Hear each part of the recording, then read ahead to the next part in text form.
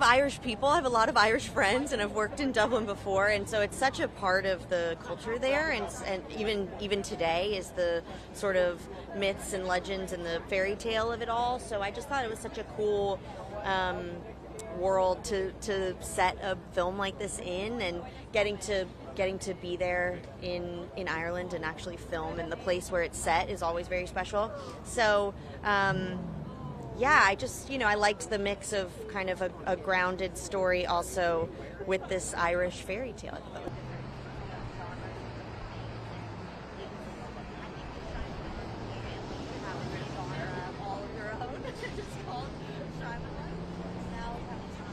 What parts of yourself do you see in Mina? Well, I think Mina's sort of, at this crossroads in her life. She's at a bit of a standstill, and I think we could all relate to when we're kind of feeling lost or running away from something, still searching for something. I think that's a relatable feeling, and especially as a young woman in your 20s, you are on the, you're not old and you're not super young, and you're kind of at an in-between, so I think we kind of meet her there, and I could relate to that a little bit. I myself knew that to make the best art was just forgetting about those things and trying to kind of meet it with grace and precision and do the best I can. No, you've been great. You've been wonderful. Now, who's on your bucket list to represent? So we already got Dakota Fanning, legend.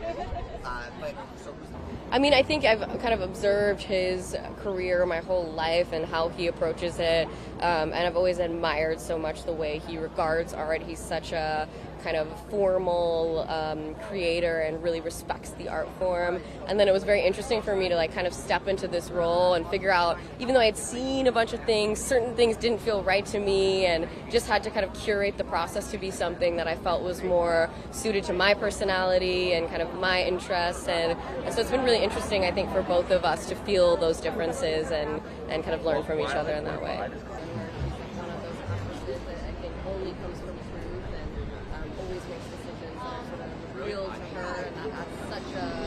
I wouldn't necessarily say it's a challenge. I think there just is an added level of sort of expectation, which just frames the art when you're coming in to see it. But that's never a bad thing. I think having those things to work with, it definitely was playing with what the expectation would be and trying to subvert it. So it's always, I think, wonderful to have something to prove and something to fight for. And so hopefully I felt like I was doing that during this process. Definitely parents first, right? I mean, for you, for sure. Well, yeah, because you know what's wrong. Proud parent.